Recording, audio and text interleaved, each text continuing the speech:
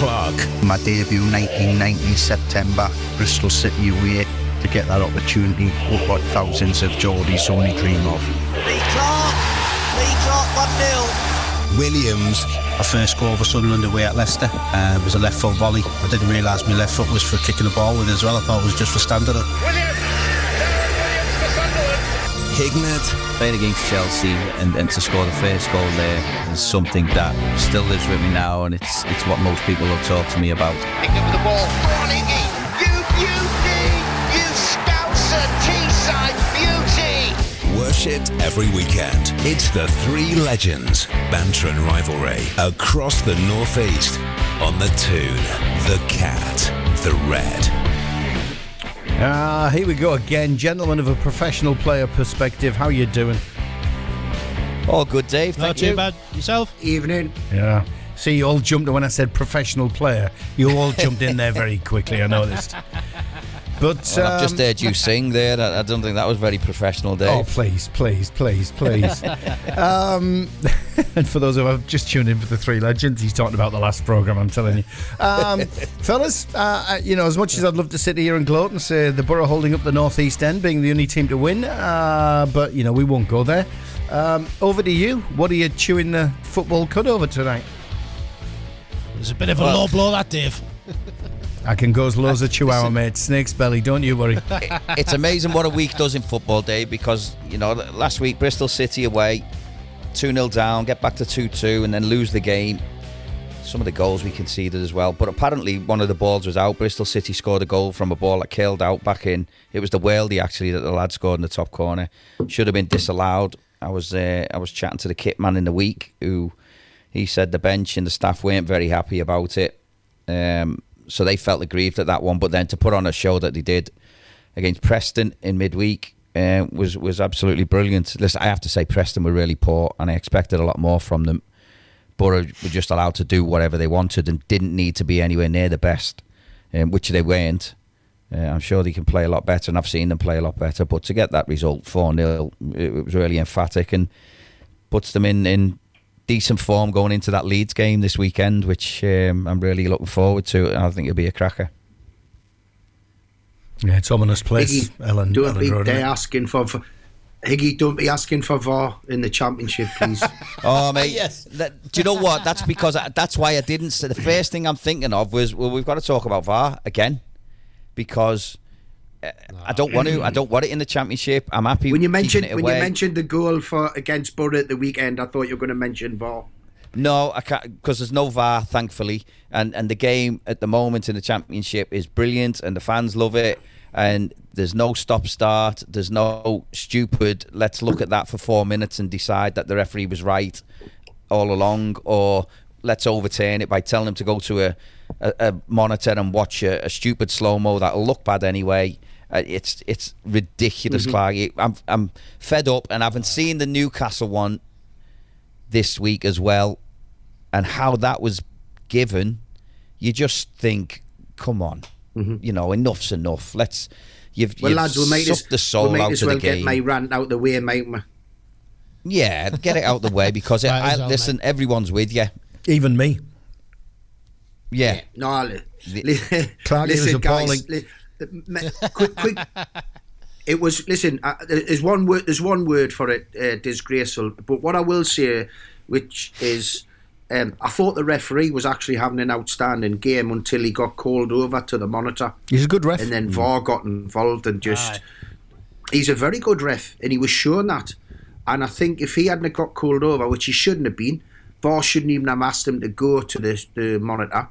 But like Sean Dyche said a couple of weeks ago, he said 99.9% of the time when the referee gets called over at the monitor, he changes his decision. So basically that's going to change, and like everyone's agreed, everyone I've seen in punditry, in the media, us just talking amongst friends and us here tonight, all agree, disgraceful decision. And what you've done is you've changed the narrative from that being one of the best results in the club's history, and that's not going overboard, to go to Paris Saint-Germain, needing to get at least a point to stay in contention for the to get into the knockout stage, and you go there and win 1-0. Whether we deserve to be with the dominance that Palace had a lot of in the second half, but you're there and your players are fighting to get a 1-0 win, and you get unstuck with a terrible decision. And what it's done is, for me, it overshadowed what was a brilliant performance by the players and the management. Dave, can we clarify the dominance rule? Means nothing, does it, Clarky? Is the rule dominance? Teams dominate games, on a regular basis, but it's about putting the ball in the back of the net, isn't it? Which obviously Newcastle did, and to take that away from them, regardless of whether PSG dominated or not, it's just mind blowing, mate.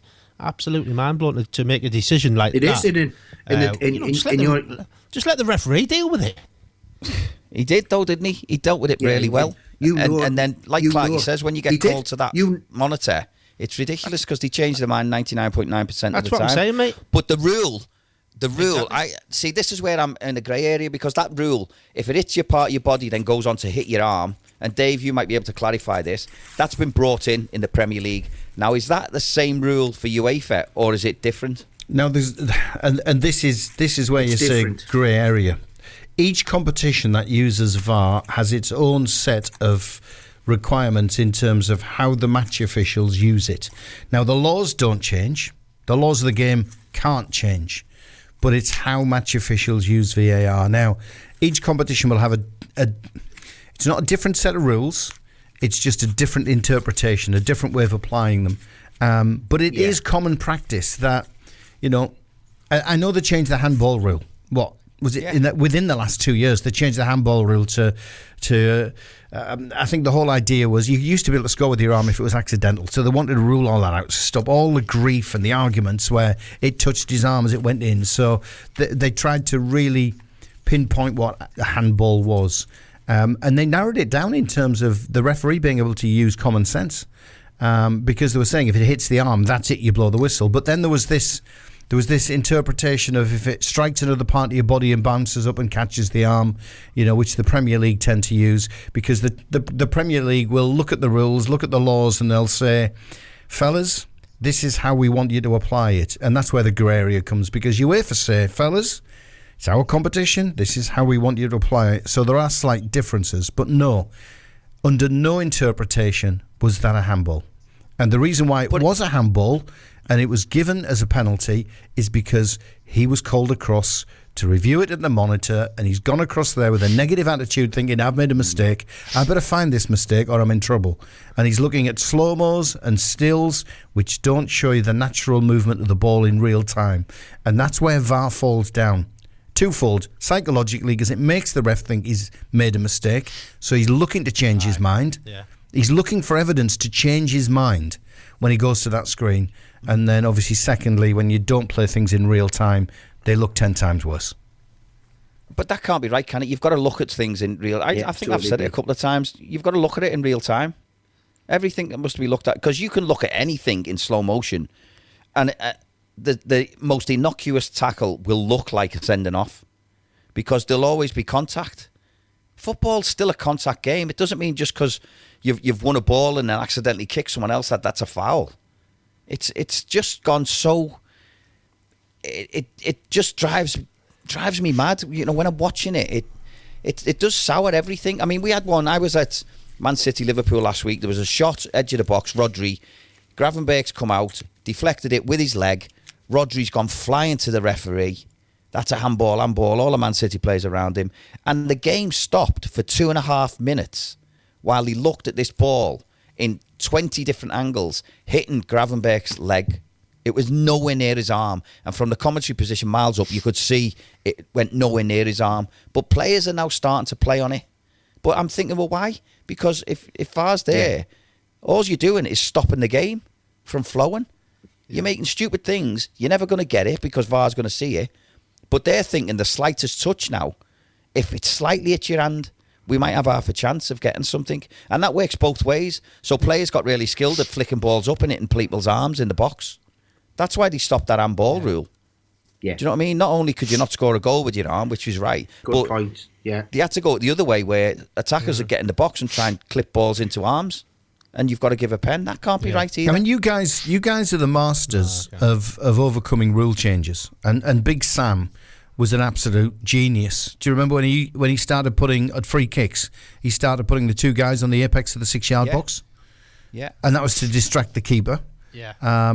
Because he'd looked at the law changes and thought, well, they've got to be actively involved in play. Well, if I stand them there, they're not going to be, but it's going to distract the keeper. So if there's any scraps to pick up, the keeper doesn't know where to go. So you guys are, and you're right, Higgy.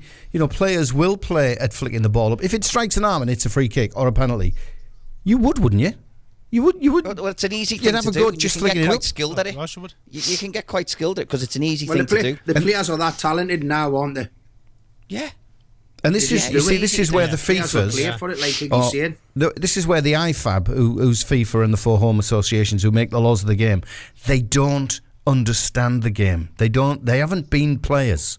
They've either been Dave, I hear administrators. referees.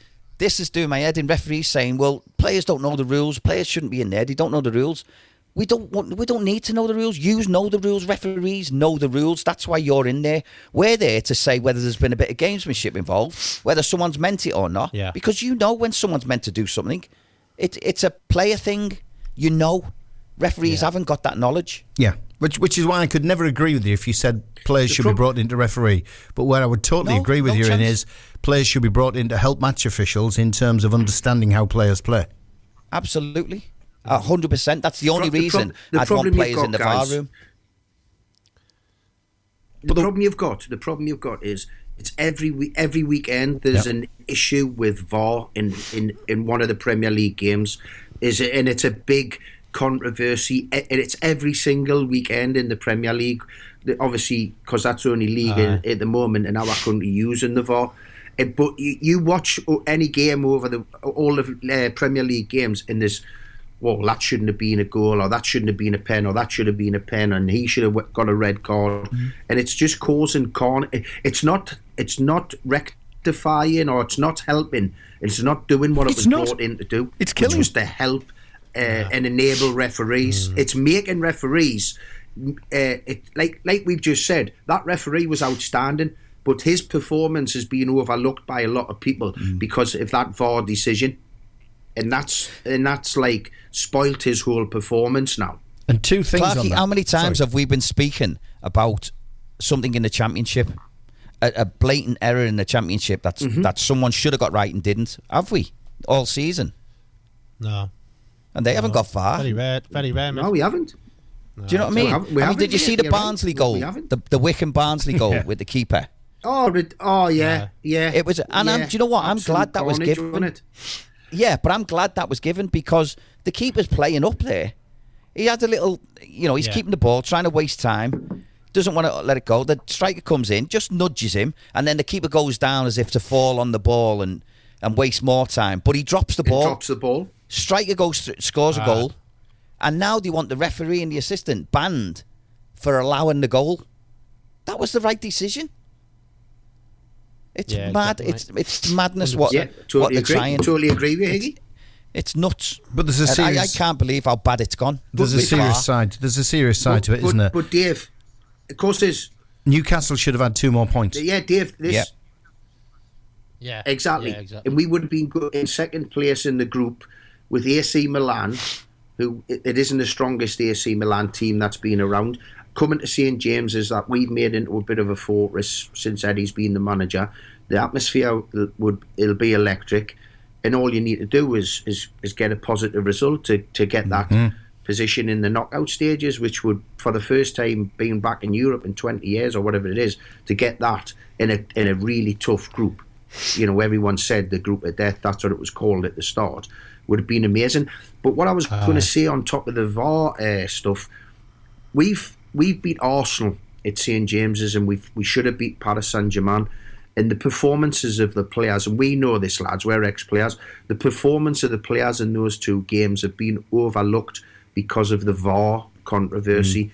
And those players must be very frustrated because they're not getting the plaudits they should have been getting for those 2 results. Because VAR, when Mikel Arteta's had his little bit of a rant, all the media stuff was about him. And then obviously on Tuesday evening, all the media stuff after the game in Paris was about the decision, and it's took over what was too, especially Tuesday.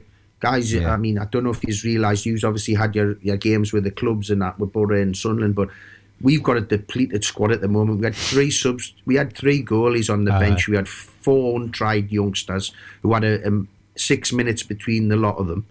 So these lads on the pitch, the manager couldn't really make a change. He wasn't in a position to.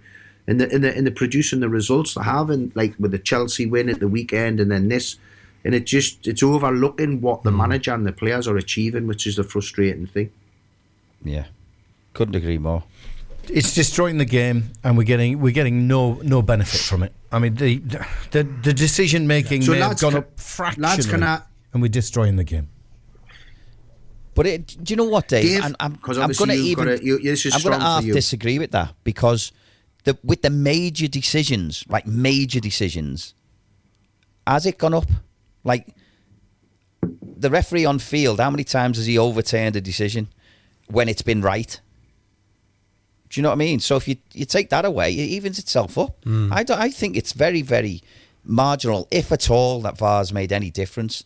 The only thing is like Clarky says, it takes away from the players sometimes. Of course it does. And it takes away from fans enjoying the game. The emotion away from fans. And do you know what? And I'm fed up of watching a game and every 15, 20 minutes, it stops for 2 minutes because they want to look at something. They're trying everything they can to stop or disallow goals. Surely the whole point of the game is we want goals, and we want more goals. So we want the game to benefit by having more goals, not less goals. VAR just does the opposite. Yeah. It tries to take all the enjoyment. It just takes the sting out of the game, doesn't it? Out of it. Yeah, absolutely does. And the frightening thing is, the administrators who are behind it now want to expand its use. Yeah, and I was going to say that, Dave. I was going to say that about expand its use, but also this sin bin idea that's been brought out. What do we think about that? But then, what's it for? Do you know what I mean? What do you go in the sin bin for? And you're allowed to have 2 bad tackles to go in the sin bin. It's just going to cause. They were talking about dissent. They were talking about dissent first and foremost. Yeah, but is the player who gets put in the sin bin, Dave, is he allowed to warm up? Because obviously you cannot just put a player back in the dugout for 10 minutes and then send them back out into a Premier League or Champions League game, high intensity, played at a rapid pace. You know, you'll be getting injuries left, right and centre. What's he allowed to do? Is he allowed to 100%. Warm up on the touchline still? Or I'm with you. There's so much grey area. And there's a load of the managers have come out and rightly so and said, stop trying to interfere with the game. Stop trying to bring more rules or regulations or whatever they're called, or laws or whatever into the game. Just leave it. You know, the VAR, we've brought VAR in, it hasn't worked. We're still trying to find the right way for it to work. So don't try and bring something else in that's going to add more problems to it. Yeah. I mean, it'll be unrecognisable soon, the game. You're going to have to be getting ready for 3-hour matches. There won't before long. There won't be refs. It'll just be a computer. Well, you know what? I wouldn't put it past them to get automated referees. Well, that's what they're trying to do now. They're trying to stop the referees using common sense. Yeah.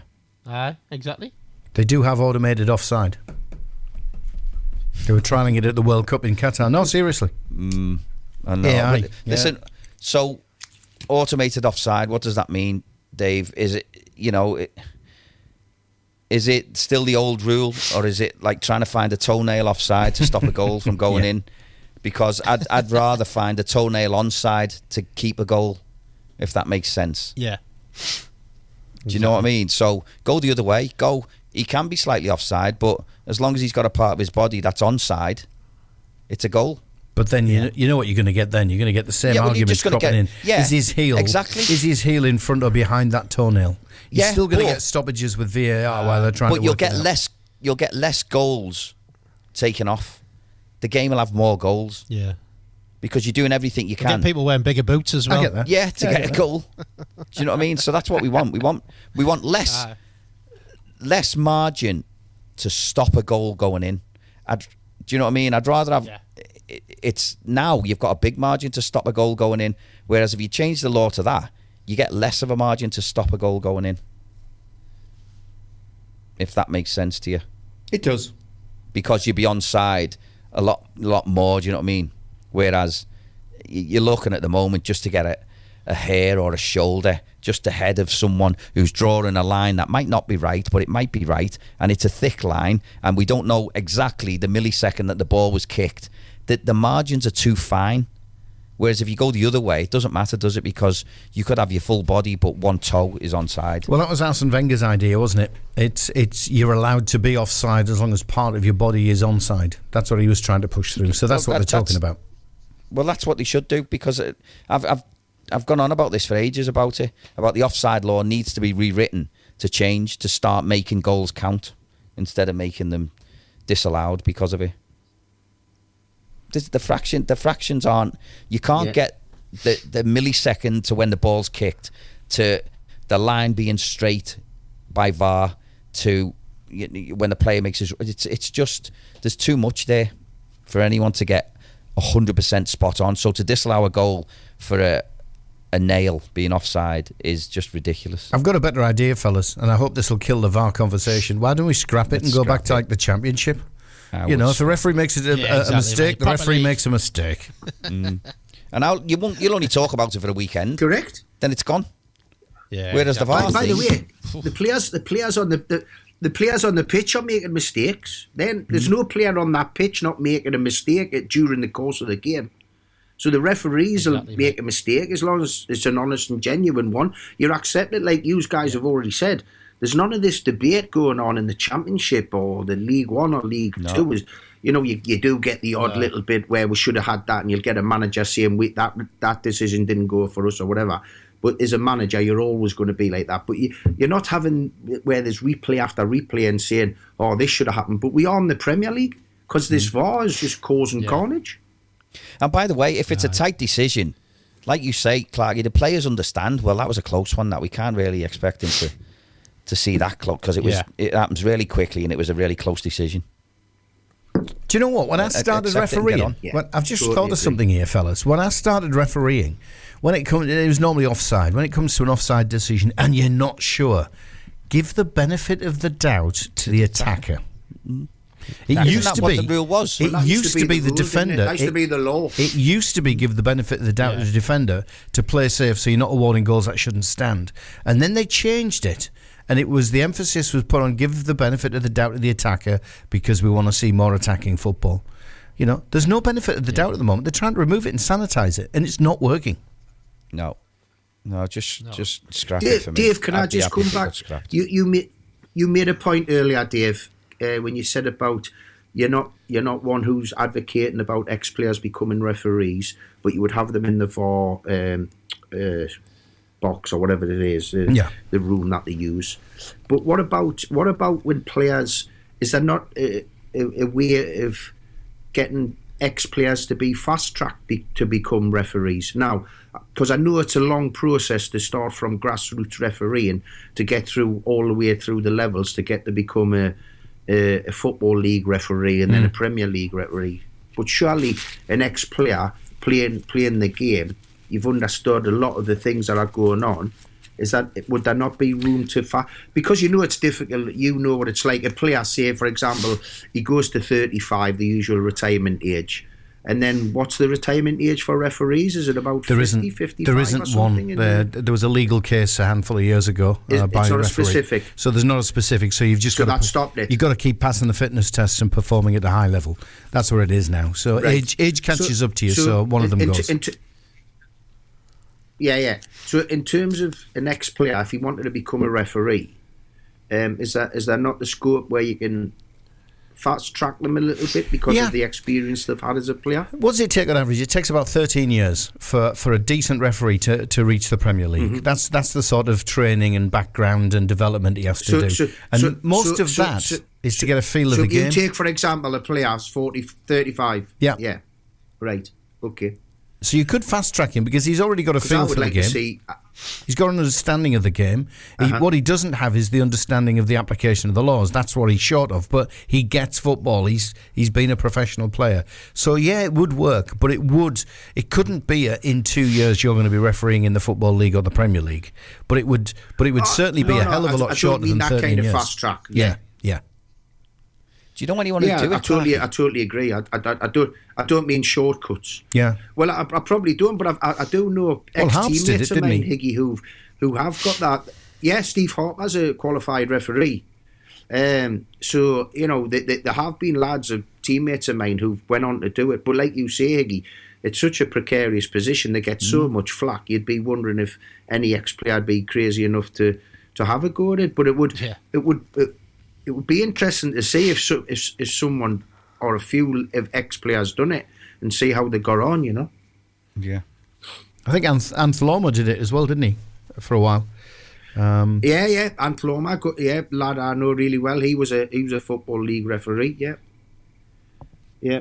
Anyway, stop talking reffing and VAR. Get into footy, fellas. No one's saying these. Man, we can't. All right. Yeah. Come on. But listen, if we carry on with Newcastle, we'll talk about the last league game, Clarky, yeah? Come on, got to talk about Chelsea. What a performance that was, man. 4-1. 4-1 at St James's. And as I said, the depleted squad, still a strong starting 11 out on the pitch, but a depleted squad.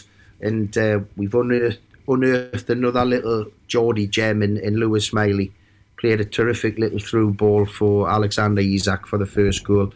17 years of age, full home Premier League debut against a very expensive Chelsea, and then a couple of days later, full Champions League debut in the Parc des Princes against PSG. So, and he's been terrific in both games. And he couldn't want it to happen to a nicer lad. Got to know his family. He's got two brothers in the Newcastle Academy, an older and younger brother, and he's got another brother who's in the Sunderland Academy. So, 4 brothers in that family, very much in the football world, and Lewis is flying the flag for that family. He's been outstanding. So it was buzzing in Newcastle last Saturday night, as you can imagine. A brilliant win when, everyone was expecting, with the depleted squad, but also the way Chelsea had started improving under Pochettino, expecting a real tough game, which it was. But then Newcastle produced a terrific performance. So, like we were talking about earlier, that the home form is sensational. And hopefully it continues tomorrow night against Man United. It just gives everyone a lift, doesn't it, Clark? The home, being at home, you see it, like you say, the young lad coming in there, can you imagine the feeling that was, going through him at the time, being on the pitch against Chelsea, having a fantastic game, like you say, and, playing in front of a packed stadium. It just gives everybody a boost and a lift. It does. Everyone was buzzing, Daz, after the game. It was the standard of opposition, the quality of the performance throughout the game, because we knew that if we had to call on the bench, and this isn't being disrespectful because we had 3 goalkeepers on there, we had 4 untried youngsters, and hey, who's to say those youngsters wouldn't have made the same sort of impact as Lewis Miley? Until you give them a chance, you never know. But it is a tough game. Exactly. When it's a tough call when you've got to give them 2 or 3 youngsters that first start in such big games together as well. They need those experienced lads around them. But it just gave everyone a huge lift, So going into the Paris match, and then obviously we've got, as I said, Man United tomorrow night, and everyone's going there full of optimism and think that we can go again. And what Eddie, I think immense credit has to go to Eddie and his staff, because what they're doing is they're taking away the excuses. They're not allowing the players to have an excuse book about, this player's missing, that player's missing. They're just saying, we've got a good team out on the pitch. We've got more than good enough capabilities to win the game. Let's take the excuses out the way, and let's get on and crack on with trying to win matches. And that's what Eddie and his staff have done brilliantly for me. Yeah, no, I don't think anyone's seen that result coming like that, did they? It seemed like it was a matter of time. With listening to the game, I was listening to bits of it, and it was fairly tight for bits, wasn't it? and then Newcastle just ran away with it. I was. think Chelsea lost away a little bit, didn't they, Clarky? But that's got to be down to Newcastle, surely. They did. I think it was the pressure they'd put on them, Higgy. I think it was the intensity Newcastle played the whole game at. I think, Thiago Silva, he had one of he's been accomplished since he's come in at Chelsea, and belittling his age, but he even looked a little bit. He's played in massive games all throughout his career, whether that's for his country or for club, and he looked a little bit shell shocked. He made a couple of errors that were uncharacteristic for him, and I think it was the intensity that Eddie's got the Newcastle lads playing at, the speed, the play, the start games unbelievable, especially at St James's. The tempo is absolutely crazy for them to get it on the front foot and get the fans behind them, and I think that's making a big impact for them, especially at St James's. Do you think what happened at PSG will have an effect in the Man United game? Do you think they'll be a bit down, a bit flat? Oh, that's a good question. Yeah. That's a good question. I listened to Eddie's press conference this morning, and he was saying the lads have been into training the last couple of days and they've been buoyant. They've parked the PSG result and what's happened with it, and they've just focused on Man U. And what he's done over the course of the season, he's done that really well. But I get where you're coming from, Higgy. I mean, we've all been there, haven't we, where we've played in a terrific team performance and then something's happened in last minute or injury time and it's took away a potential brilliant result from you, and it can have an adverse effect.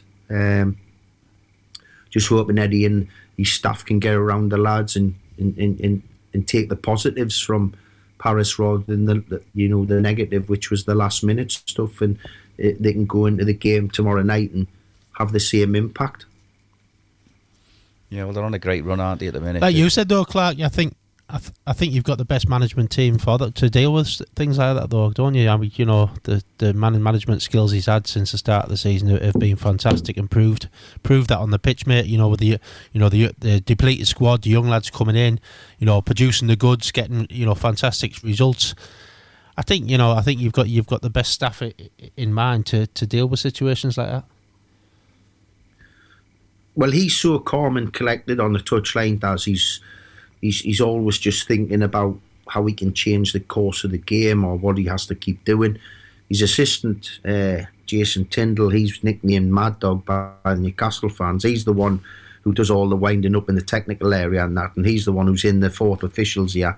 Eddie's just totally focused on his job and what he's got to do, and they seem to bounce off each other. They seem to have a good rapport and they work off each other. So, Eddie doesn't get involved in any of the nonsense, but if there's ever anything between the dugouts or whatever, he just leaves Mad Dog to it and lets him crack on and he can focus on the game.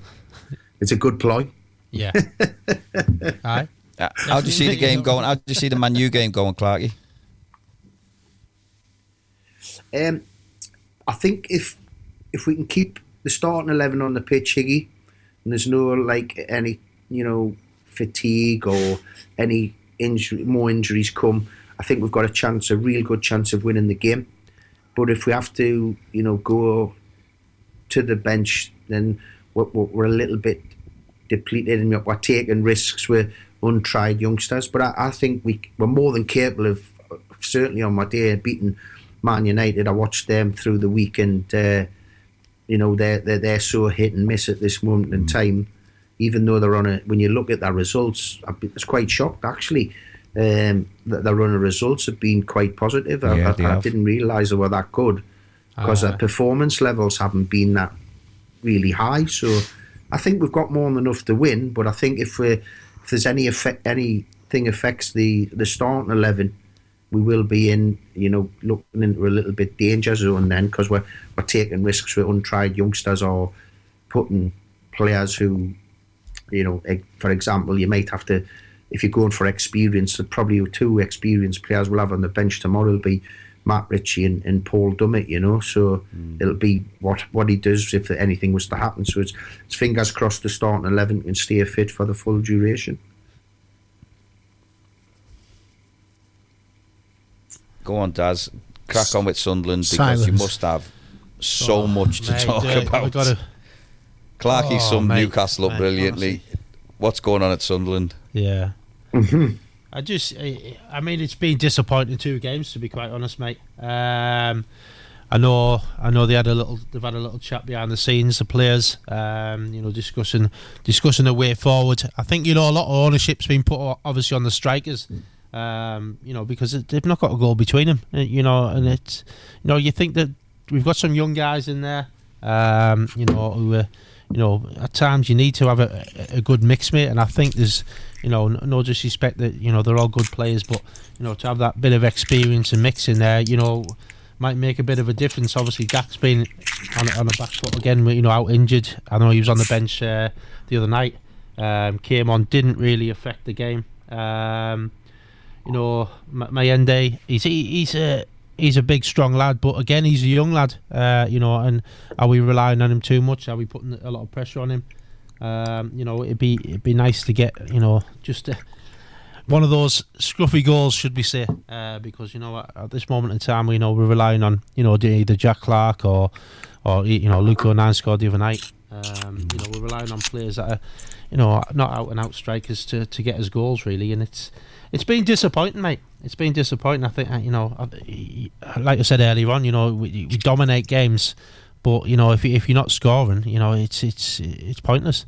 Do you think that's part of the problem, Daz? Do you think that people are saying, look, we haven't got enough scorers, and it's getting to the team a little bit, getting to the defence, getting to the midfield, if you like, but like you say, everyone's in it together. Yeah, of course they are, mate, and totally. And I think that's what I'm saying. I think a lot of pressure has been put on them. And they are young guys up top. It's it's not like you're talking about experience. Who've been around and can take the pressures of that. Some of these young lads, may struggle. Trying to find the back of the net at times. But I think we've just got to persevere. I love the way we play. I think we try and play. We get the ball down. We move it nice and sharp. It's just obviously, unfortunately, it's just not going in the other end. And then obviously, we're leaking goals at the other end. The first goal was disappointing, mate. We've got to get closer to the ball. You've got two players there who were, at least 3 or 4 yards away from the ball inside the penalty area, more or less. And that's disappointing. That's disappointing as a defender. You'd react. You want your defender to react to things a lot quicker. But unfortunately, we just didn't deal with it.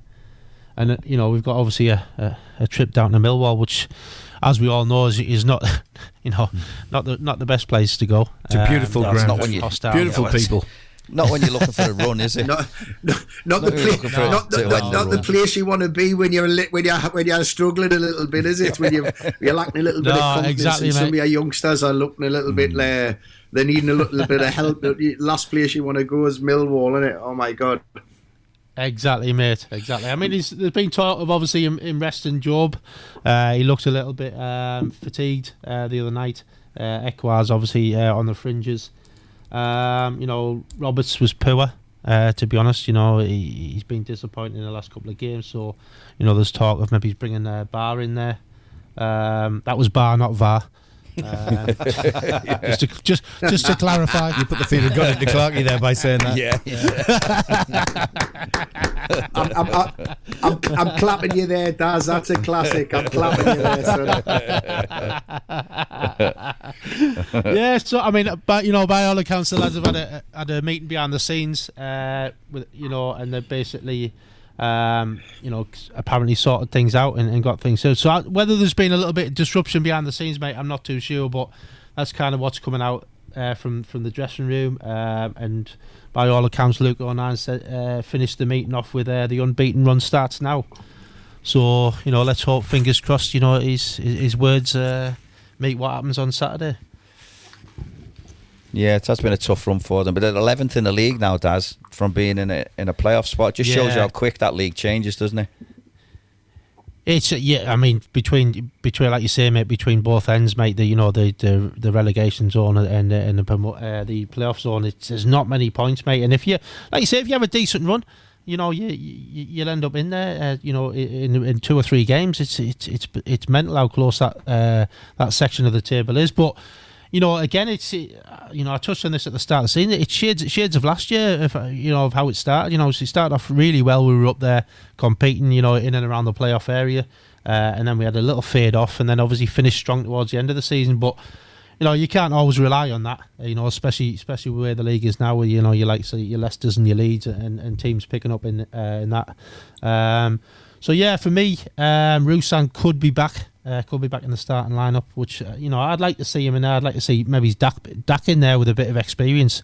I'm not too sure if he's obviously up to starting the game or not, but he was on the bench, so fingers crossed, mate. But yeah, the fans are talking about obviously Mowbray. I think majority of them are behind Mowbray, and you get the odd one or two who like to spout off every now and then. But for me, I'm just trusting the process and what he's doing, because he's made a big difference in a short space of time, and hopefully we continue to move forward. But Daz, when you're saying that, Daz, about some of the fans, and I get it's not coming from you, but it's coming from the fans. If they did get rid of Tony, where they're going to go? Because the model of Sunderland Football Club is about developing young players. It's about bringing young, untested players in, some from abroad, can they work in English football, and some from the lower leagues and stuff like that. And Tony's proved since his time at Sunderland, he's an experienced manager. He seems to have a great manner about him. Whenever I've come up against him as a player or manager, he seems to be a great guy, and he seems to be like that with his players. He's like a little bit of a father figure to them, and I think it's worked really well. Mate. And we all know, we've been there, when you're working with young players, you're going to have ups and downs. You're going to have them. You're going to have some mega highs with them because they're unbelievably talented, but because they're inexperienced or they haven't got those experienced heads alongside them, sometimes when they have those little dips, it becomes a little bit difficult. But I think, you've got I'm just like thinking, top of my head, who would you go for? Who do the Sunderland fans, the ones who are looking or talking about Tony going out, who would they be looking at? Like, who's made a career out of developing young players or whatever for the model that Sunderland are using? Thing. Exactly, mate. This is a thing, and it's they go like you say, it's a minority, mate, but they go on about obviously Tony is he the best man for the job? I understand that. Well, yeah, exactly. But like you said, name somebody else, because I can't think of anybody who can do what he's done in the short space of time, especially with the young talent he's got. And it's bizarre, mate, because we're not that far away. Do you know what I mean? And the process, without it takes time. Definitely.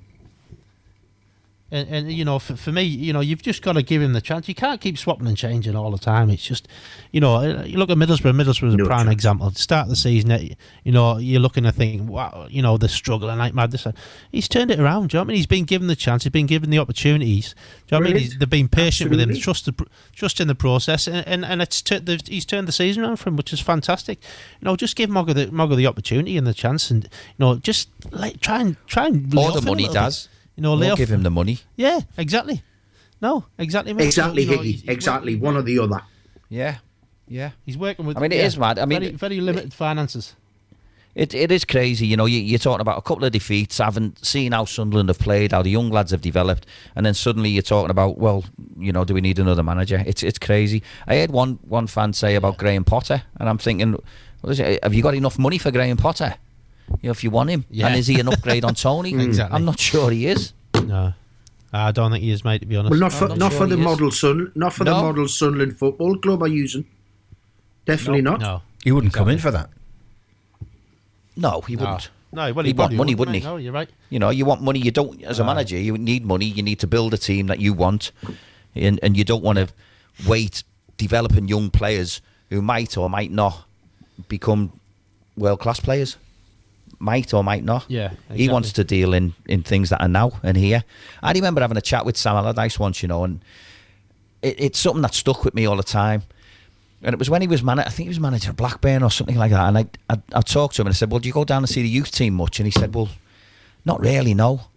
He said, because them players aren't going to be here. By the time I could get the sack in 2 years' time or a year's time, I haven't got time to go and look at the youth team. I'm more busy about the here and now. And that always stuck with me a little bit. So you need to know what your club's working with, don't you? Like Clarky says, it's with the model that they've got, you have to apply it. And Tony, for me, is the best manager for that model that Sunderland could get. Totally, mate. 100%. 100%. Totally agree. Yeah, absolutely crazy to say. I think it was Love Supreme published something today saying, have the wheels fallen off, and questioning whether there should be a change. I think it's ridiculous. Absolutely ridiculous. Anyway, fellas, somebody who's coming up at 7 o'clock, Ian Murter, will be with us. Black, white, red all over. His usual journalistic show, his journalistic look at the North East. He joins us now. Ian, evening. Good evening, chaps. I'm just listening to what you were saying there about Tony Mowbray. I agree with everything you said.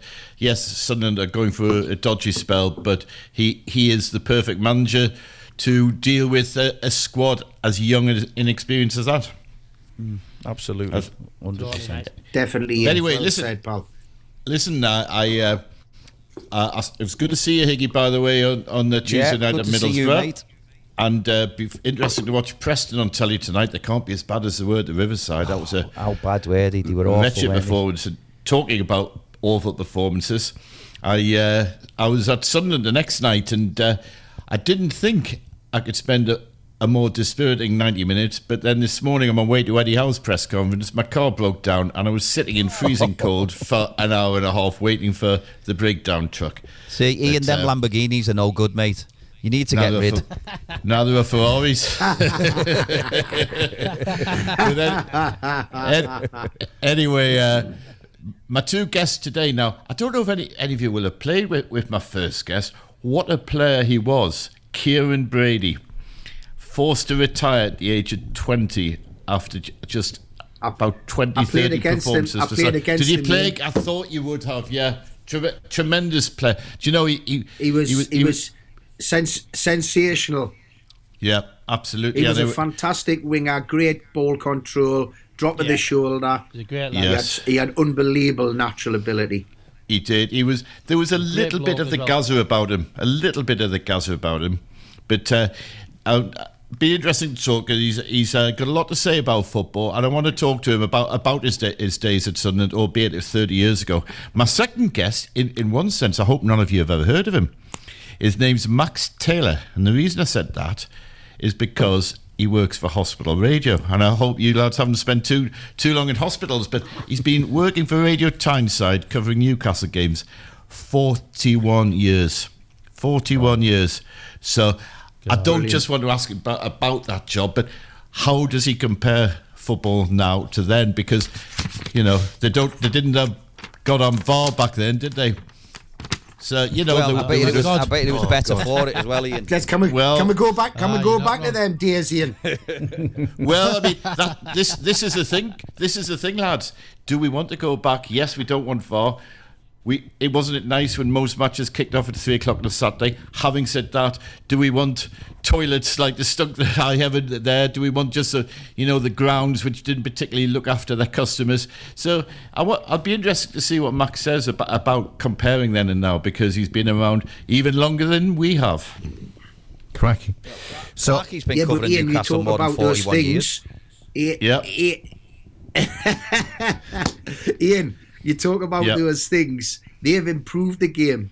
VAR hasn't. Don't get us started again. We've just done half an hour on it. I had to take them off it. I had to say, fellas, talk football, please. Anyway, spend the next 10 minutes. I've got grey areas from it. Trying to persuade Dave to take us all out for Christmas knees up. Yeah, the guys have said yes, Ian. We're sorting it out. Don't you worry. Nice one. Christmas knees up for all. Ian Murter, all the best, lads. with us 7 o'clock immediately after the three legends have done their thing.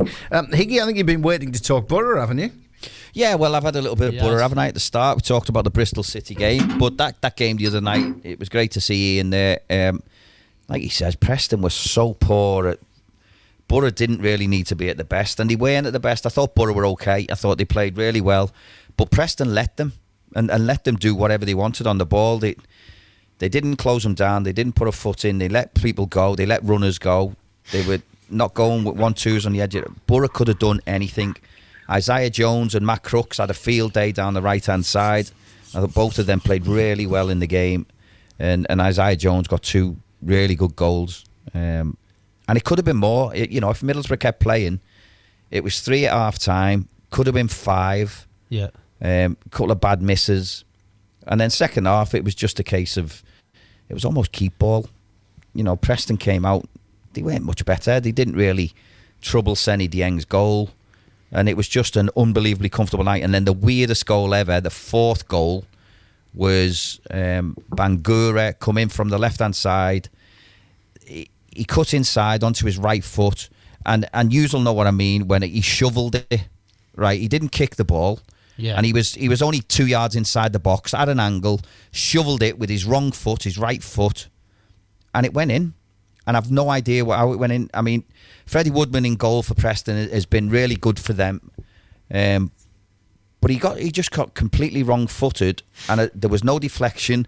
There was nothing. It wasn't even in the corner, and it ends up in the back of the net for 4-0, which it didn't flatter Middlesbrough at all. Like I say, it could have been more. Even at half-time, it could have been more. And then you're looking at that game thinking, well, Preston have had such a good start to the season, and they're sitting in a playoff spot. How? It just shows you how tight this league is. And on any given night, does, anyone can batter anyone. Not just beat them, but batter them. And that's just what it is. I mean, it'll be different. They're going to Leeds on Saturday, Borough. That's going to be completely different. And that's that could be a backs to the wall and try and hit them on the break and try and get what you can. But a bit like you, Daz, I look at Borough and think, well, where are the goals coming from? Their top scorer, bearing in mind how far we are into the season. What are we, 17 games into the season or something? The top scorer has got 5. Yeah. And he hasn't played for ages. That's Riley McGree. Crazy, mate. Whereas, you're looking for everyone else to chip in with the goals.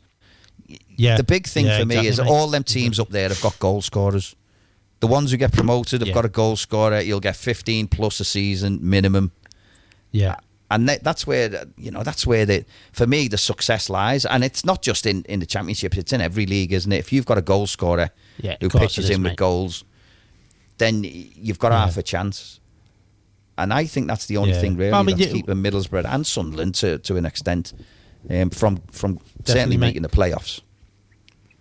Yeah, well, we've never really replaced Stewart, mate. Do you know what I mean? In a sense, Stewart would, he'd get you 15, 20 goals a season. Do you know what I mean? We've never really replaced him, and I agree with you, mate. We're both in the kind of the same boat. But for me, obviously, Middlesbrough are chipping away and getting goals. You look down at Plymouth. And by the way, they've got loads of injuries, Daz. Do you know what I mean? Borough are dealing with a massive injury list. Like I said, Riley McGree's been out, Marcus Forst's been out, Hackney, Dale Fry, Engel, Lewis O'Brien. They were all missing the other night. So it was, it was a really big players, aren't they? Yeah, Tommy Smith was missing. He's out for the season with Lenihan. Massive players, massive players. But to keep doing what they're doing, and get a 4-0 is brilliant. You're going to miss a Tuber Akpom who gets 30 odd goals in the season. But you are thinking, if you had a goal scorer... Higgy, Dave, can I ask you a question about tomorrow's game? Sure. Go on. Being Borough lads, is this classed as a derby for you? It's not a derby if Sunderland is still in the league. Historically, it does have a bit of a derby I was just asking. Yeah, it has got an edge to it. Right. They always class that as a derby. I don't know why. What's the distance in mileage from Middlesbrough to Leeds? What's the distance? Is it 40 miles, Dave? No, it's more than that. Distance in mileage? It's about 60, 65 miles, isn't it? It's not. Yeah, so it's not exactly a derby, but there is an edge to it. There is almost a bit of a derby edge to it without it being a derby, if that makes sense. It's the Yorkshire connection, isn't it? It's the Yorkshire connection. That's where it is. Yeah, are they the closest team in Yorkshire? What do you mean the Yorkshire connection? Well, Borough historically Middlesbrough's north east, isn't it? No, Middlesbrough. Well, it used to be Yorkshire, didn't it? Yeah, south bank of the. You see, the Yorkshire border traditionally, historically, ended at the River Tees. So Borough technically is a Yorkshire club, but it's not. It's more northeast than it is Yorkshire. But Higgy, get on. Higgy, get on Radio Yorkshire, mate. Come on, man. They wouldn't understand him. I was on Radio Lancashire last Tuesday, mate, and that was bad enough. It'd be full of A-up ducks. Well, listen, it's A-up ducks. It would be, because that's a messed up accent if ever there was one, and I'm a Scouser, so I listen. I don't class it as a derby, and I never have classed it as a derby. Some of the fans do. There is a rivalry there. It's a bit of a. I think the police would call it a category. What a category A? Category A, yeah, Is that what they call it definitely. now, yeah. Category So B, yeah. there is an edge to it, and it'll be no different tomorrow. Like I say, it'll be a really tough one because Leeds for me are the only ones who could catch Ipswich or Leicester. Even though, do you know what? Since we've said about Leicester, they've gone on a right dodgy run, haven't they? Haven't they? They have, Wednesday mate. taking the point from. Yeah, but they're still. I mean, Yeah. listen, they're still up there, and they're still away by 5 points. I think clear of. Are they 5 points clear? Something like that. But Ipswich is still on the Right, coattails. Ipswich still keep going, don't they? Even though we're thinking, are they going to fall away or not? But they don't. They keep pulling results out. Yeah. It's just, for me, the top three. That's where your promoted teams are going to come from, and then that if one of them ends up in the playoffs, then it's a lottery, isn't it? So, but there's But it about could be a 12 top teams four. who could get in. Could be a top four because Yeah. Southampton are on a run as well, and they're Yeah, only a point they behind are. Leeds. Aye. But you know what? I'd watch Yeah, they are, Southampton, and I mean they got battered at Sunderland. I seen them at Middlesbrough; they weren't very good. And it's just something about Southampton for me. I don't listen. They should be there or thereabouts. Was that nothing to do, because- Higgy, with them trying to... Higgy, was that nothing to do with Southampton just bedding into the new manager's ideas and stuff like that? Because we Yeah, talked about maybe. them, didn't we, earlier in the season, and Yeah. I remember you saying you Aye. weren't that impressed with them, and they'd lost a few games and they were shipping a few goals, but they seem to hitting a bit of form now, don't they? Well, listen, they had some good players, Clarky, and some of the players who come off the bench that day really impressed me. And I just looked at them and thought, this team should be doing better than they are. So for whatever reason, they weren't. Whether that was, I don't know whether there was problems behind the scenes or not, or whether, like you say, it's a new manager coming in and they're still trying to get used to it. But they looked a handful without being a handful, if that makes sense. They looked like they had more ability than they showed. And Middlesbrough and Sunderland comfortably win the games, I thought.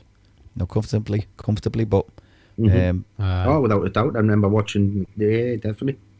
yeah, and it was just one of them where I thought I expected a bit more from them, and I was a little bit disappointed with them. But like you said, Leeds are on a decent run. They look like they found their form now, and they'll push on, I think, the second half of the season. And I'd like to think that someone else would, and whether that's a Borough. And you mentioned about seasons mirroring last season, Daz, with Sunderland starting well and then having a little blip. Middlesbrough started the same, haven't they? They had a really poor start last season. Exactly, mate. Same this season, and then they've come with a 100%. right run, but they've come with a run earlier this season. So you just hope, Yeah.